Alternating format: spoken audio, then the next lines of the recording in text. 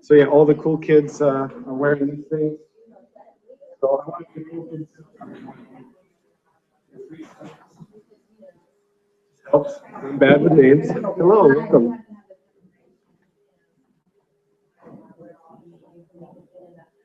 Michael, can you pass on?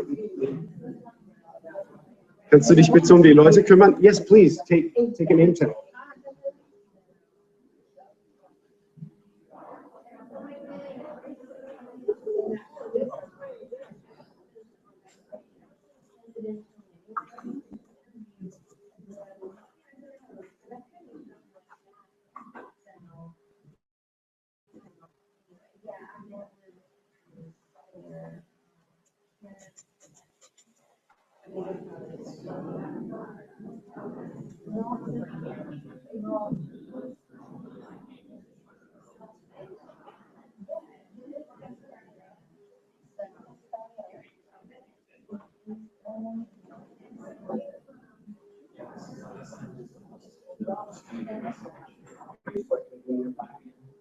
I'm gonna go check my camera.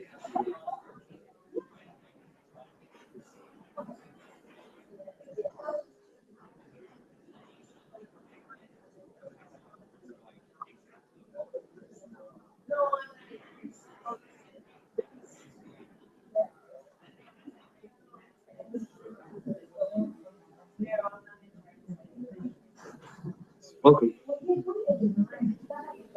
Yeah, they switched us last minute.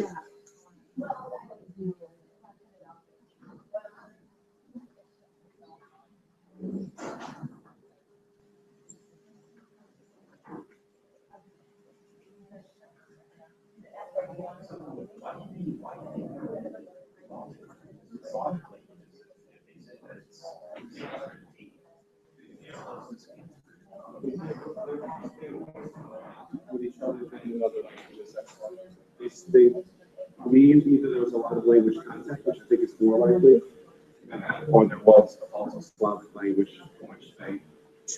I don't agree with their politics.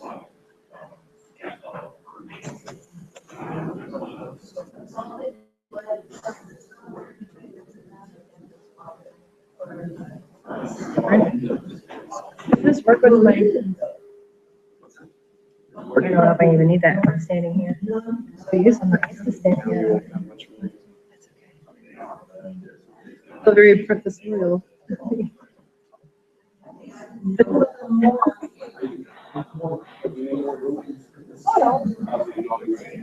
I'm fine. I can adjust. I'm good.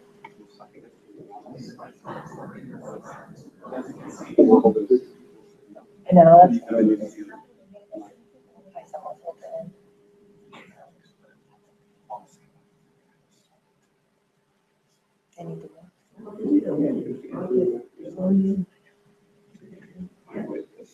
Actually, going out past pages.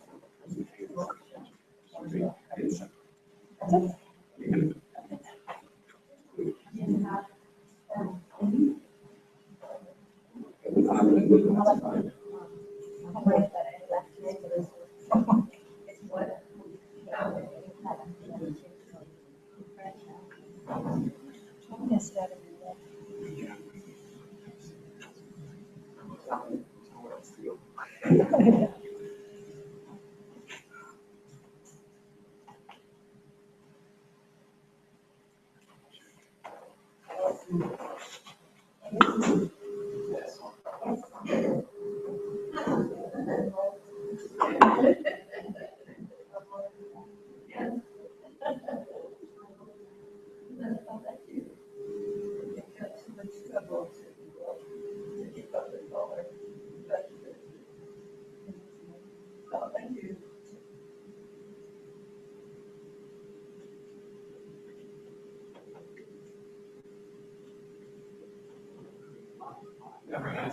Quiet.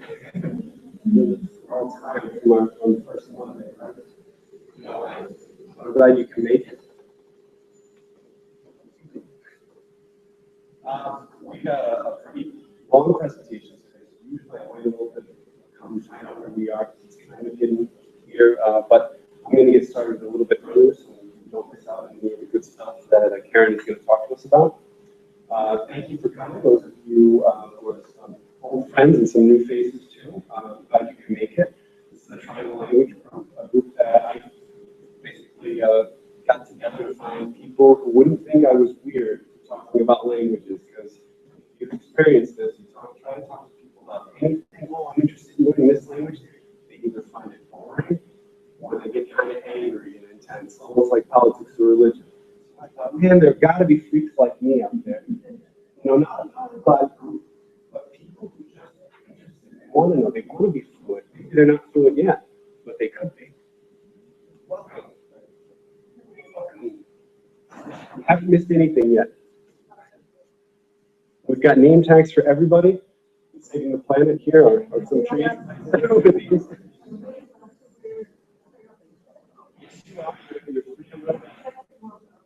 That's right, we can walk up to that.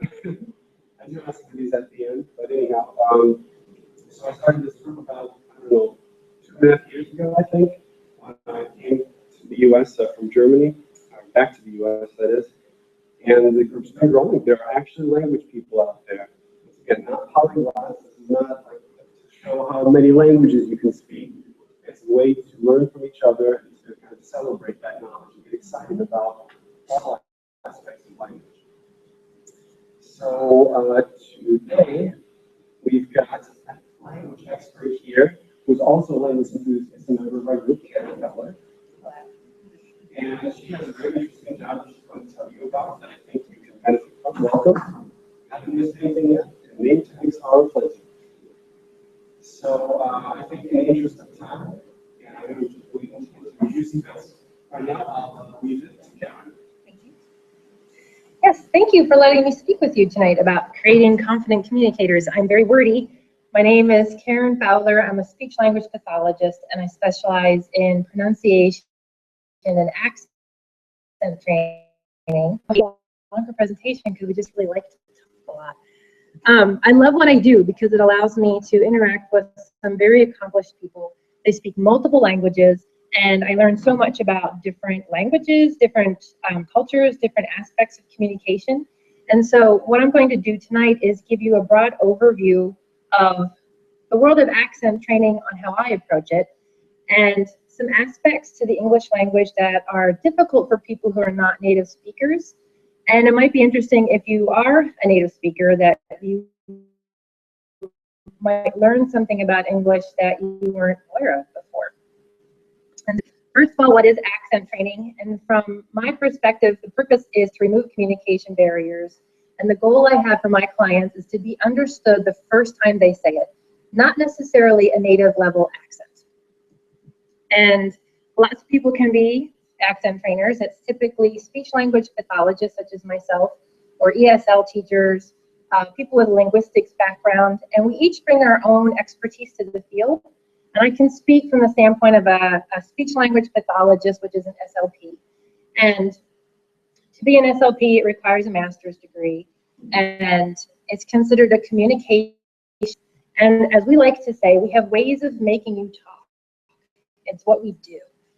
So we receive very specific training in the anatomy of speech. So from the bottom of your torso to the top of your head, all the bones and the muscles and the nerves and the neurons involved in speech, we know about it. And we have extensive training in neurology. So the moment that sound hits your ear, how you receive it, how you process it, how you formulate a response, how you execute that response, how do you organize your thoughts, how do you use your memory. So all the elements that you use your brain for to help you communicate. And also, we're very aware of language differences versus language impairments and how to approach both of those. And specifically within that, to be very sensitive to cultural differences, especially if you're not a native speaker of English. There's different things to consider. What we do is very evidence-based. So that means that we like to use techniques that have been researched, they're reproducible, and they're shown to be effective. Because if it's not effective, it's not going to be practical. If it's not practical, you're not going to adopt it into your life. And we want everything we do to be very practical and very functional that you'll want to make it a new speech habit. We also work on socially appropriate communication, so eye contact, body language, voice projection, all the nonverbal skills that go into communicating. That's sort of what we're specialty, or what we specialize in. And that's what we bring to accent training. So who seeks out accent training? It's typically people who are intermediate to advanced English language learners, and they're basically just having difficulty in their lives, just communicating, getting through on a regular basis. A lot of my clients have been speaking English for years, and oftentimes employers will refer their employees because they value them for all their expertise, and they want to advance them.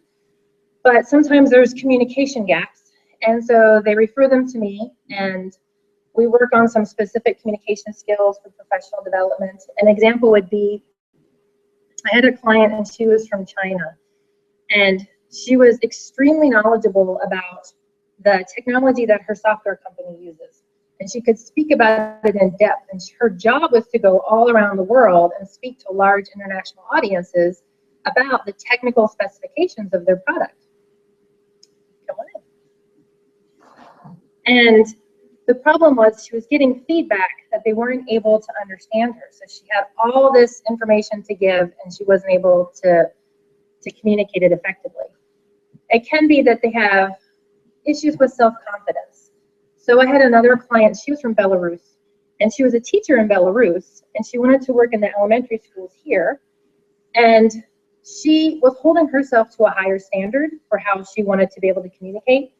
So she knew that she was going to have to give spelling tests. She was going to be doing a lot of reading. She really enjoyed language arts. And what was holding her back was her concern for how the children would respond to her accents. We just worked on some techniques to help clarify her communication and give her more confidence. And it can be, for instance, in the medical field, a lot of the medical errors occur because of communication breakdown. And so it's very important for a doctor or a nurse to be able to communicate effectively with their patients and their families. So anything that's interfering with their goals for communication in their job or in their social life. So what do we know about English? We know that over 328 million people are native English speakers, and that well over 900 million people speak English worldwide. And it's considered the lingua franca of the business and political world. So that means, you know, if there is a businessman from Saudi Arabia and he's meeting with a business person from China and they're meeting in Paris, odds are they're going to be communicating in English. And hopefully they're all speaking English at a global level so they can all understand each other. So what causes an accent? It's when English is being filtered through the pronunciation rules of your native language. And it's really only a problem if your speech habits differ so far from your listener's expectation that communication breakdown occurs. And it should be known that everybody has an accent. There is no one acceptable way to speak English. I moved all around the country growing up, and I would adopt the regional dialect of wherever I lived. And then when I would move to the next location, without fail, they would always tell me that I talked funny, and they didn't think that they had an accent at all. So ironically, we all have accents. Give me a moment here. 1 second. I'm not checking my phone, honestly. I'm trying to start a recorder. So, okay. So no single acceptable way to speak English. So there's a lot of myths around accent training, and you might have heard some of these beliefs, or you might hold some of these beliefs yourself, but one myth is, if I know how to say all the English vowels and consonants correctly, then people will understand me easily. And it is very important that you're able to say the speech sounds of the language you're trying to learn. But believe it or not, the studies show that intonation and the prosody of your speech makes the biggest impact on your intelligibility. And I'm going to get more into this later, but hold that in your mind. Another myth is that accent training is going to try to erase all traces of your accent, and you're going to sound like a native speaker, possibly in 28 days. And you can go online and you can see people that this is how they go about it. And I can only speak from my perspective And that's not how I address accent training. So for me, the purpose of accent training is to really just improve your overall speech clarity. I don't want to get rid of anybody's accent, and I don't know why you would want to get rid of your accent necessarily, because accents are wonderful. I love to collect accents. The more accents I can do, the happier I am. And I think it tells so much about who you are and where you're from. And if everybody sounded the same, what a very boring world we would live in. What I try to do is maximally, and that means how well can the listener understand you. And that might come down to individual speech sounds. And also to maximize your comprehensibility, and that is the amount of effort it takes for the listener to understand your message. And that's really the intonation and the rhythm and the grammar, the musicality of the language, as we know, makes a bigger impact overall. And another myth is, if I've been speaking English for years, if I could improve my accent, it would have happened already. And to this I say, as an adult, if we didn't think if working on something would improve our skills. So for instance, and you had some tennis lessons as a child, and you continued to play, you know you could improve. You picked it away, and you go to a tennis coach. He's able to watch you play. He can take notes. He can see kind of what's holding you back. He can teach you tips, show you techniques. Now, if you went and practiced those techniques, do you think your game would improve? Yes, it would. The same is true for accent training. And what they found is that pronunciation and intonation are not always directly addressed in some ESL classes. Some teachers aren't comfortable teaching pronunciation, so they might never have been exposed to pronunciation and intonation. And the studies show that adults absolutely can improve intelligibility and comprehensibility through formal instruction. You can make improvement. And so there's an art and a science to accent training. And the science part of it is you kind of have to know the nuts and bolts of any language you're trying to learn. There's some technical aspects you have to figure out, and there's some rules you have to follow. But then the art is, how do you use those rules to make the language your own? And so if we look at the science part, there are 26 letters of English in the English alphabet, 26 letters in the English alphabet. But that does not represent the spoken sounds of English. There's actually 24 consonant sounds that we make, and there are basically 20 vowel sounds. And so that's 12 pure vowel sounds, and then 8 diphthongs. And a diphthong is 2 vowel sounds put together. So I is a vowel, and it's comprised of 2 vowel sounds, ah and e. So if you were born in Raleigh before 1960, you might tend to drop off the second half of that diphthong. So instead of saying white light, you might say what that, because you haven't gotten to the I part. So understanding how you put the sounds together can help improve your overall speech clarity. And studies also show that vowels will impact your speech clarity more than consonants. So they carry a higher functional load, and they just carry more of a signal to your ear. So it's important to get the vowel sounds correct. It's not to say that you don't focus on consonants, you do. The vowels tend to be more important. So what causes pronunciation errors? It's when you try to apply the rules of the vowels and consonants to your native language to English. And it might be that you have difficulty pronouncing a sound that doesn't exist in your native language. For instance, TH doesn't occur in many languages. And if you think how often in English we say this, that, the, other, there, it's in almost every sentence we say. And so if your sound, the way you say it, is too far off, you're going to throw off your listener. Oftentimes the vowels are not long enough for non-native speakers. And that can really have an impact on how well you can communicate. So if you're shortening your vowels, if you can say, don't slip on the floor, or don't sleep on the floor, which one is it? You have to get it right so your listener can understand you. And they might have difficulty distinguishing between 2 sounds. So P versus B in some Arabic languages, or I should say in Arabic, they don't differentiate between these 2 sounds. It's the same sound. It's just an allophone. It's a different version. But as we know in English, it's important that you differentiate, because you could say, pack up your computer or back up your computer. And those are two very different things that you've just instructed somebody to do. In some Asian languages, they have a hard time hearing the difference between L and R. It's hard for them to produce L. They'll often put in R. And if we're working with them, sometimes they can't hear it when we're saying it in speech. And so we can't forget the wacky English spelling. It really doesn't have much rhyme or reason. So if you look at do, no, and woe, they all three have the same vowel sound, but they're spelled completely differently. And if you look at comb versus tomb, they only vary by one consonant, but they have two very different vowel sounds, and they both have a silent B. I don't even know what that's about. I don't even know how that got started.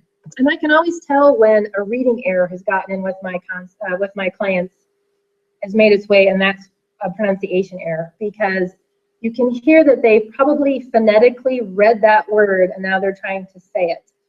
And the same is true for applying the rules of their native language when they're reading English. So I was listening to a radio program, and there was a woman from South America, and she kept talking about the fuel shortage. And what she meant was the fuel shortage. But as we know, F-U-E in Spanish, you say fue. And so she just applied that to English, and it came out fuel. And that's another point, that is, the number of letters in English does not equal the number of sounds. So cat has 3 letters and 3 vowel sounds, or three speech sounds. Cat. But cat has 5 letters, but it still only has 3 speech sounds. Catch.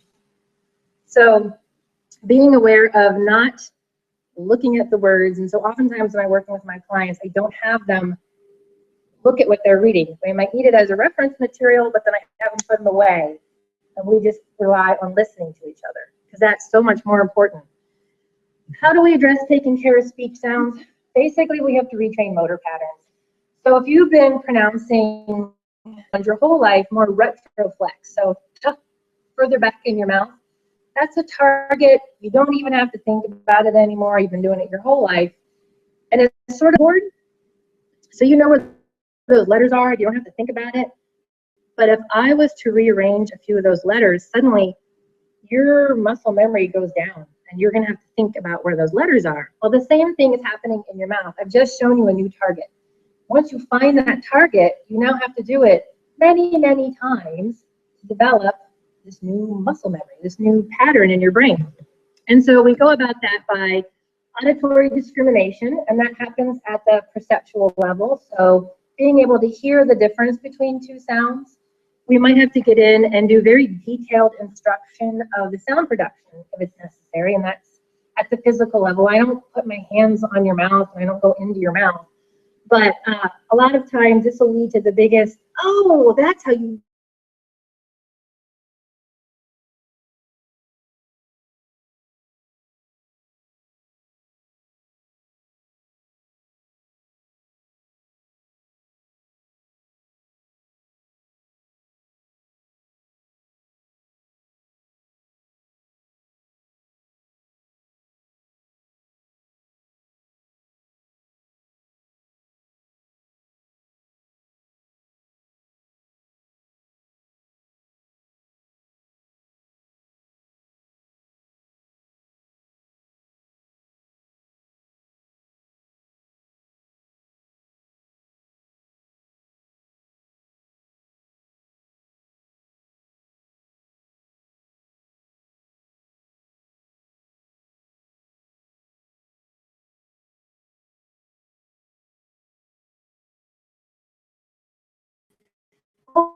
build it up so it's into a common as possible, as quickly as I can, because otherwise you won't make that your speech habit. You won't adopt it, and you won't keep doing it if it's not practical for you. And practice, practice, practice. That's what I tell my clients. So the art of accent training means that, yes, there are certain rules we have to follow. There are certain guidelines that we all have to observe to be understood. But the way I speak is not the way Peter speaks. It's not the way Michael speaks. We all kind of add our own flair to it. So the $10 word of the day is prosody, and that means the intonation or the stress, the rhythm, the rate of speech. It all comes down to the music of speech. And as I said before, studies have shown that if you just worked on the prosody alone, and sometimes you'll see it referred to just as intonation when they really mean prosody, but if you just worked on the prosody alone, the studies show that a person's speech clarity will improve. Now, you still want to work on the speech sounds because that's going to help you get clear speech faster, but prosody is incredibly important to how well people can understand you. But every language has an insider code, and that just means every language has its own unique way of getting you to pay attention to my main idea. What is it that I want you to pay attention to? What is my main thought in this particular phrase? So in German, they might use the word doch to express different types of intent, and they'll place it around in different parts of their sentence. In Japanese, I might use ga or wa to show different emphasis in the thought group. Spanish, they'll use a flexible word order. They might front load their sentences and put the most important information they want you to pay attention to right up front. English does not have any of these abilities. We have certain ways of drawing attention to what we want, and that's through stress, because English is a stress-timed language.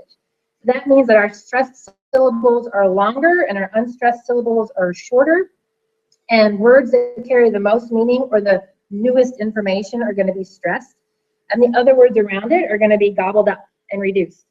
And all our stressed syllables in our words are going to be spoken louder, longer, and at a different pitch than the surrounding words. So that's how we get your ear to tune in to what we want you to pay attention to. So as I was saying, yes, it's nice that you can say all your speech sounds correctly. However, a native English speaker is not listening to every speech sound when you speak. That's not what we're paying attention to.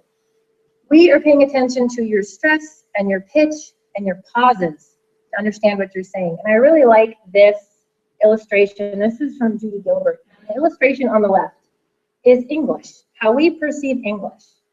So our eyes sort of skim over the little people and they're drawn to the taller people. And that's exactly what happens to our ears with stressed syllables, for instance. So the phrase they have down there is pronunciation is important. So pronunciation is important. Our ears are listening for the syllable stress. And we can contrast this with some Chinese languages, and they are a syllable-timed language. So their speech is going to sound very consistent. Da, da, da, da, da, da, da. They're not trying to draw your attention using stress. They're going to draw your attention using tone. So our ears are doing basically what our eyes are doing with this picture. And interesting that a native speaker is not really aware of their own intonation rules. We just do it instinctively. We don't know it. And in fact, we will try to apply our prosody rules to whatever language we're learning, and it's not necessarily going to work, but we don't know that that's what's happening. So stress absolutely conveys meaning. So if we look at heteronym pairs, and heteronym pairs are words that are spelled exactly the same, but depending on where you put your syllable stress, it's going to have a different meaning. So if the first syllable is, that's going to be a noun. If the last syllable is stressed, it's going to be a verb. So we have present versus present. One is a gift, one is something you give. So we presented our boss with a present. We know those are two different things because we put the stress in different places. But it would be very confusing if we said we presented our boss with a present. Our comprehensibility would go down. Yes, we said all those words correctly, but it takes us a minute to figure out what we just said. Numbers are very important with word stress, particularly in the medical field. As I had mentioned, so many of the medical errors are due to communication breakdown. So being able to say 15 versus 50 is very important to hear the difference. So if you are from a country and your native language has equal syllable stress, and you have a tendency to leave off the final sounds in English, so if you're talking and you're saying 50 versus 50, You might not know which one that is. And so 15 milligrams of a medication versus 50 milligrams of a medication is a difference between a healthy dose and a potential overdose. So it's very important that we get the stress correct. And then we have phrasal verbs versus compound nouns. They can be the same, but again, different meaning based on stress. So come on. Come on. We don't want to be late. That means you want me to do something. Versus that was a come on if I ever heard one. Totally different thing. I'm talking about a noun. Incorrect stress absolutely will interfere with the listener comprehension. And this is a big one that I hear often. People will say it was a big development. And all the sounds were correct, but I know that's not what you meant. Development. Oh, a big development. So the difference between putting the word stress on the third syllable versus the second syllable affects your comprehension. What did you just say? Now I got to take an extra second to figure it out. You might have been going on with your next point. Here's another one. I had to speak in front of a comedy. I had to speak in front of a comedy. What was that? Oh, committee. I had to speak in front of the committee. So that's a completely different word. Comprehension goes down. Or you can say, I go to UNC. Go where? Oh, you go to UNC. Stress on the C. For our acronyms and our abbreviations, we stress the last sound, UNC versus UNC. What happens to our unstressed sounds? They are spoken fast and reduced. We will link words together. We will change vowel sounds entirely. So, for instance, the word banana has 3 A's. We only hear one A sound, and that's on the stressed syllable. The stressed syllable carries the most information. So we say banana. We don't say banana. We don't say that. And in fact, the first A and the last A, they lose their sound. They get shortened to schwas. Banana. We just blow right over them because we don't want you to pay attention to that. We want you to pay attention to the middle one. So we'll link words together and we'll turn 2 words into 1 word. So that's how native English speakers wind up with don't ya, woulda, have to, could ya. And sometimes non-native speakers will not want to do this because they think that they're speaking in slang and it's somehow improper. And that's completely not true. Native speakers do it because it's very convenient and we just automatically link it together. So that's how we get, could you give me a minute? We don't say, could you give me a minute? It would sound very stilted, very unnatural. We have British. Although British, they do link their words too. And that's because we want you to pay attention to the word minute. That carries the most information in that phrase. Not would you or give me. So we just blow right past them. Could you give me a minute? Let me think about it. We don't say, let me think about it. Because we don't want you to pay attention to those other words. We want you to pay attention to the word think. That carries the most information. Let me think about it.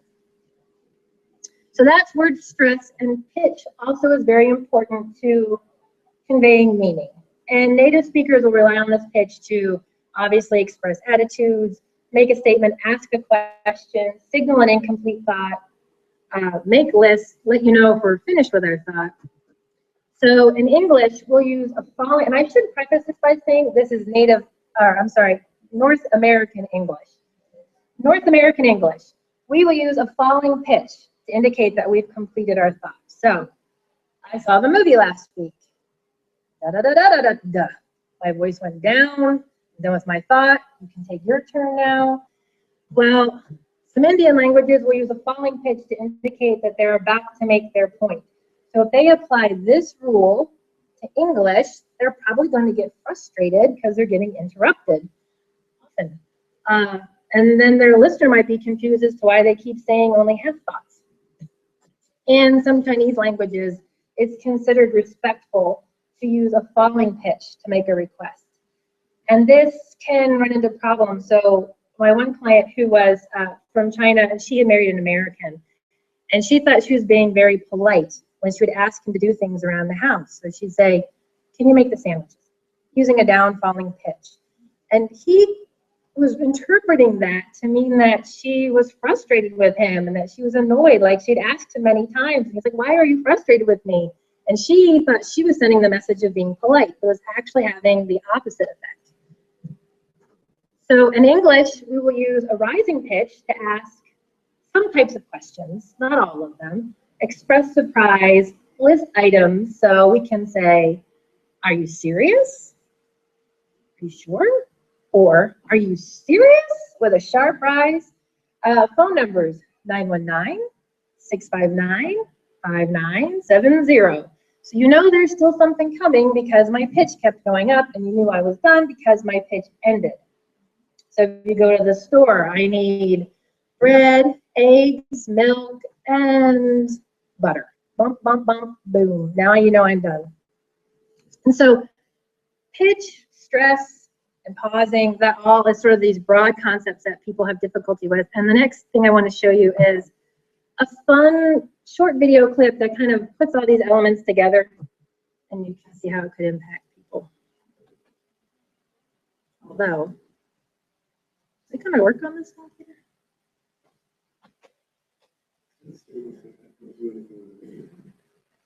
No, I inserted it later. It's in there. But I think it's messed up because of this thing that we're in. Yeah, I can get to open a different window. Should we do that?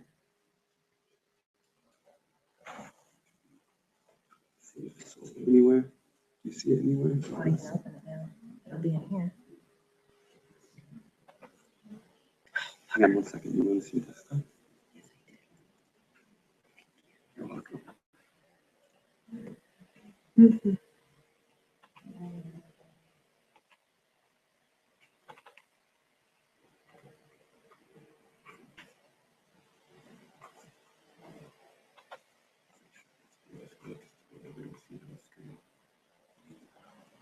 Well, you're right. It's actually in my PowerPoint, but it doesn't show. It shows up in my PowerPoint, but it doesn't show up in this setup that you have. How do we make it show up?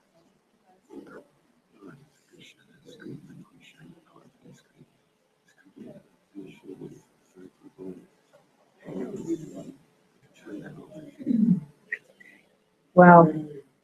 It's such a funny clip. It'll play, but I don't know if it'll play on here. It won't play on my screen. Yeah.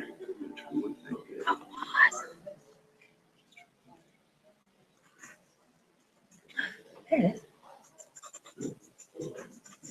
But I have that still not showing up. See? Oh. So let me just try to look at the line. This is the one I'm looking for. Sorry. Stop screen sharing.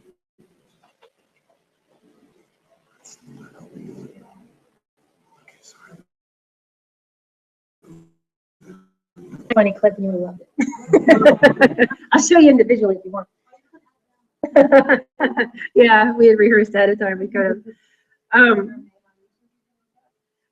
Well, it's from King of Queens, and it's the pizza order. And I might actually just disconnect it after this and show it to you because it's so perfectly goes over everything I just covered. But in general, in addition to those issues, I will also cover grammar, word tense, eye contact, voice projection, all those sort of nonverbal things that go into communication.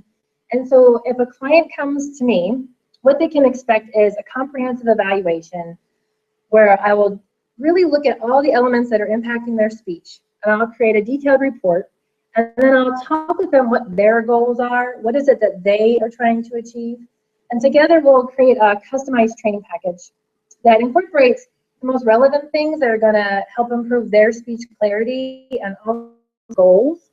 And we'll customize their practice material. And then I like to do a post-assessment whenever possible so we can measure how much improvement they made from the beginning of training to the end of training. I always ask them to practice, practice, practice, practice. So that was a very brief overview of accent training, and now I have time for my activity. Yes. Oh, yeah, I can ask questions.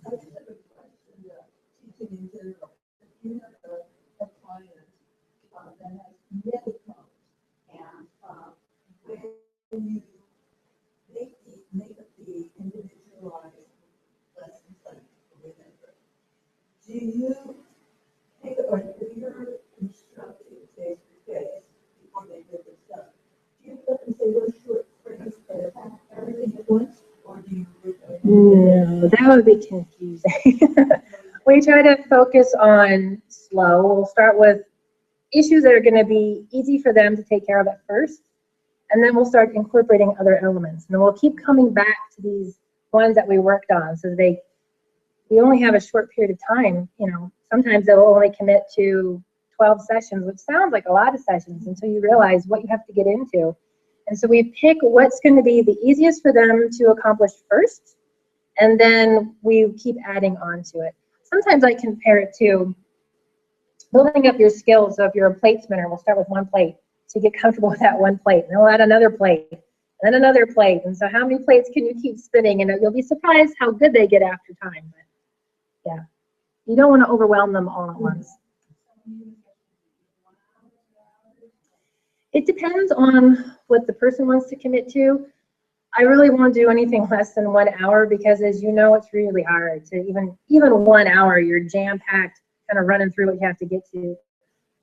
Ideally, an hour and a half gives you the most time to really relax.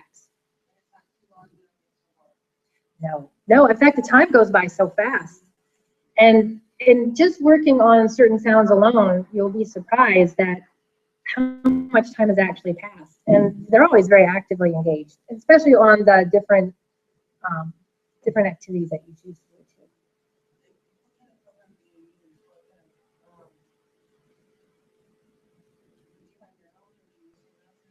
I kind of put together what's going to work best for the client. I really like them to have a practice material that they can use at home, that they can hear the speech, hear the sample, and then they can record themselves, because you get so much more improvement when you can hear your voice and compare it. And there's a couple different programs that I use for that. There's one that I'm leaning more towards that I like, and that's through English Talk Shop, because it does a nice job going over the segmentals and the super segmentals, and it's not overwhelmingly expensive. And then I will put together, I use that one's nice because it's very comprehensive, and it has an online workbook too. And then I kind of pull together various resources to put together what's going to work best for them. I use hers as reference, but I don't use them with my clients. But I love her. She's great.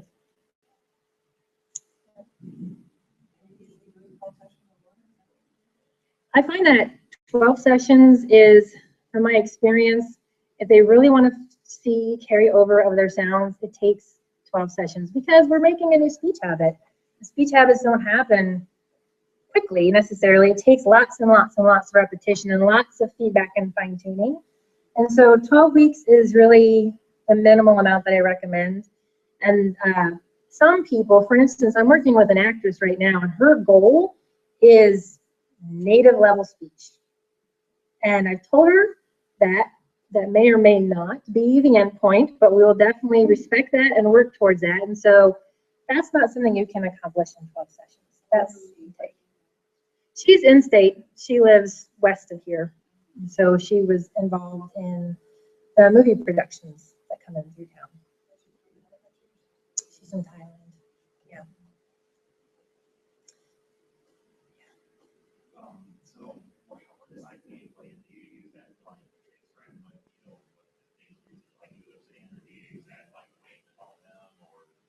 Well, within reason, because I don't want to overwhelm them, but I definitely introduce them to the International Phonetic Alphabet, is IPA, to those symbols, because they're incredibly helpful they're going to see them in their practice material.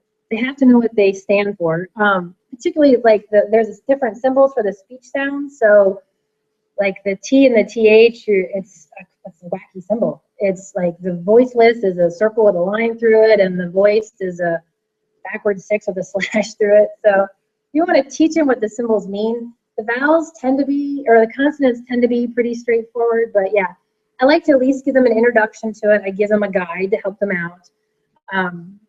It does show up in their practice material, but I don't force them to learn it if they're not terribly interested in it, because we have other ways of getting around it.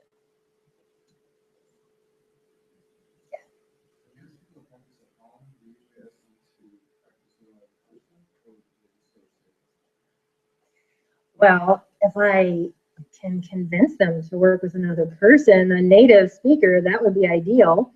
Oftentimes they'll work with their kids and their kids will give them a really hard time because their kids are native speakers.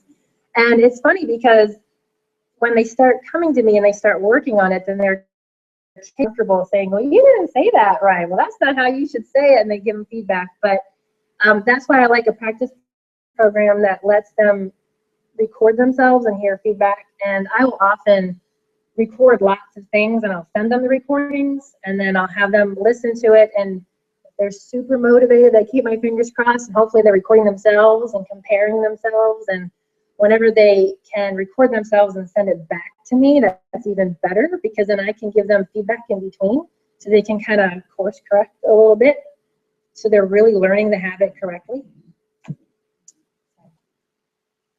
Anybody ready for the activity? Yes. So remember how I said that speech pathologists have ways of making you talk, and we're really chatty? So our activity is going to have all of us communicating with each other. So I'm going to have you break up into pairs, and you're going to have a partner A and a partner B. So start thinking about who your buddy's going to be. And you're each going to have your own worksheet. Partner A is going to have their own worksheet. Partner B is going to have their own worksheet with different things on it. So for activity number 1, partner A has one sentence and one sentence only. Partner B is going to have a list of questions and responses. So partner A is going to start, they're going to say their sentence as conversationally as possible. Partner B is going to ask them questions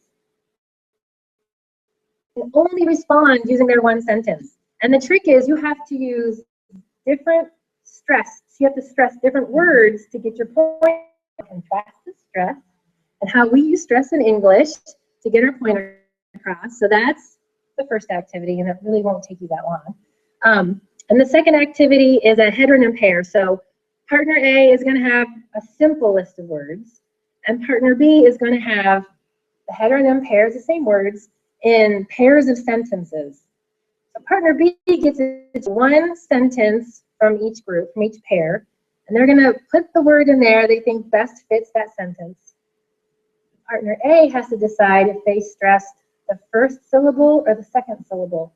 Now, if you're a native speaker, this is going to sound super easy, but it's not. So it's going to be a little more challenging than you think, and I'll have you think about how you use stress every day. So, and if you have trouble, I will help you. Any questions? Are you excited?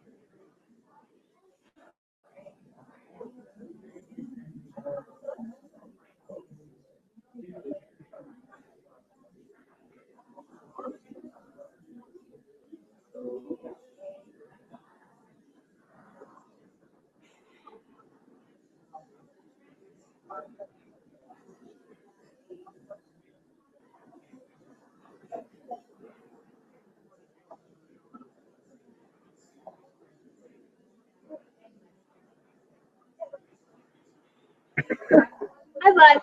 How wonderful. Here's my color there. You're gobbling up the sandwiches. So can we take it off the camera?